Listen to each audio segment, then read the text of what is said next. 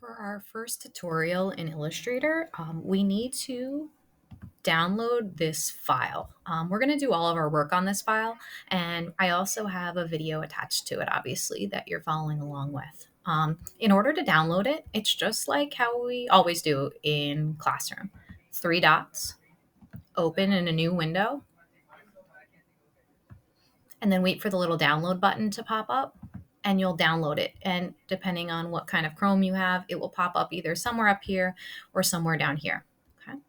You already want Illustrator to be launched. In the beginning of the year, we tried to make a shortcut here. If for some reason you can't find Illustrator there, you could always search here and type in Illustrator and find it that way and launch it that way. If for some reason you're logged out, it's the same Adobe login we use for Photoshop, which is your school email address.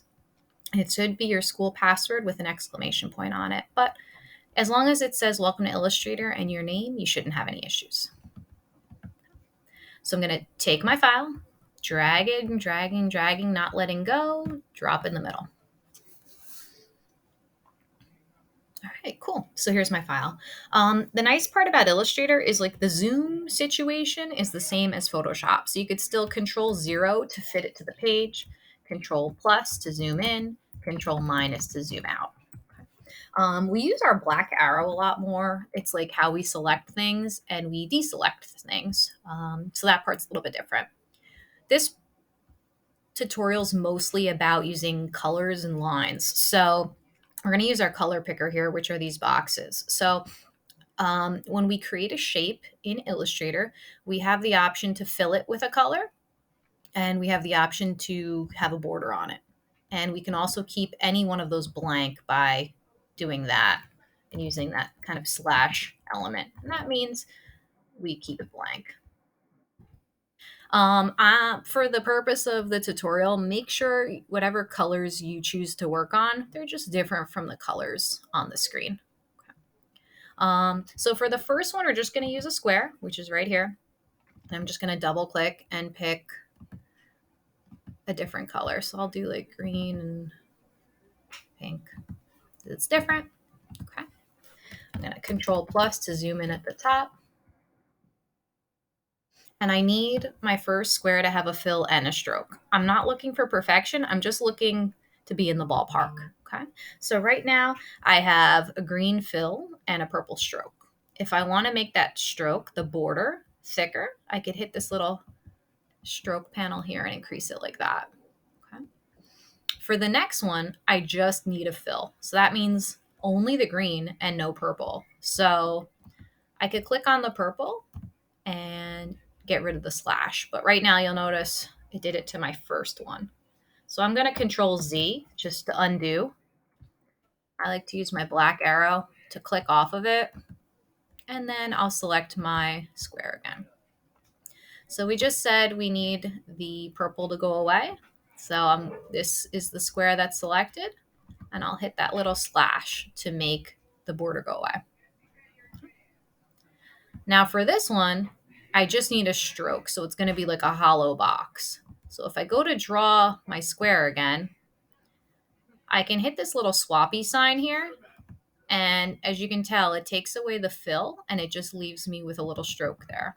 So that works out great because I can see that the box is empty.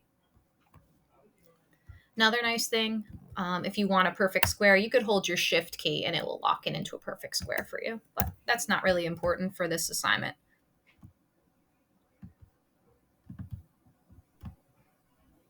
Okay, for row 2, we are going to use our alignment. So we're going to need the stroke panel. There's 2 ways we could do that.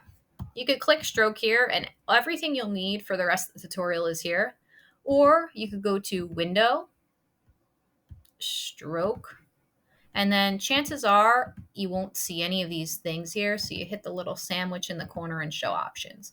Either they do the same thing, so it's up to you which one you want to use. For the next one here, this is all about stroke alignment. So I'm going to just copy this shape and get it just as close as I can right now. And as I zoom in here, you'll see there's like this blue bar going through the middle. So that means this little bar is aligned to the center. We're going to make a copy of this square by using my black arrow, clicking on the bar. I'm holding it down, holding my mouse down, holding, sorry. I'm going to hit Alt and then click. And you can see those two arrows popped up, and I made a duplicate of it. And now for the next one, they want you to align the stroke to the inside. So the first one, the stroke was aligned to the center, and that's why I didn't change anything. For the second one, they want you to align the stroke to the inside. So you'll notice that the size of the box changes when the blue alignment changes. So let's Alt, click on that square again, drag it over, and then change the alignment to the outside. Okay, and you'll notice the size of the box changes again. So at the end of this row, you're looking for something in the ballpark of this. Okay. Now for the last two, you don't have to do much drawing, which is nice.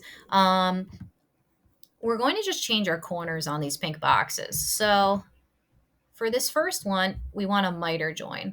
And as like before, your miter join is this first one here, and we don't actually have to change it.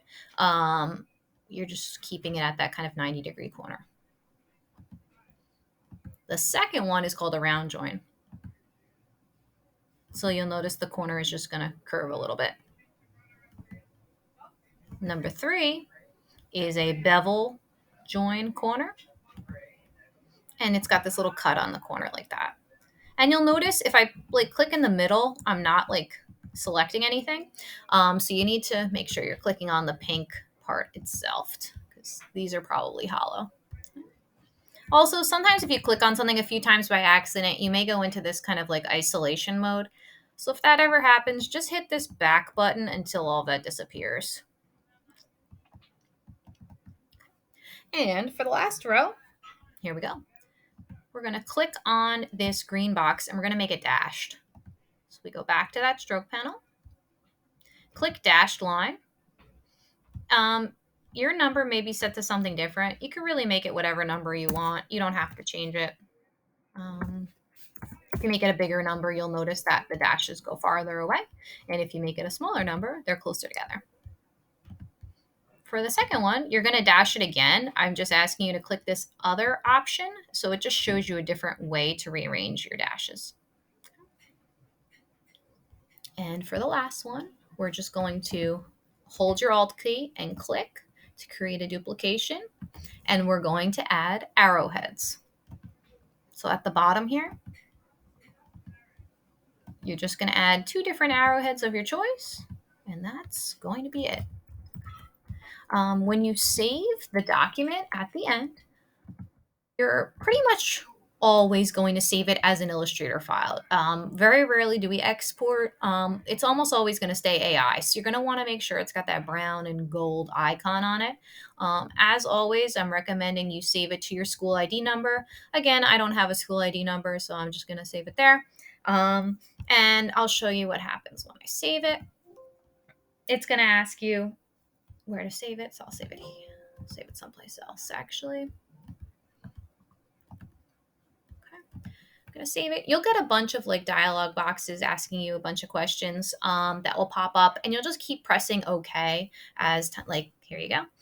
You don't have to ever change any of this. Just press OK, and there's probably another one that's going to pop up, and you'll just keep pressing OK. And as always, you'll upload it to Classroom for a grade.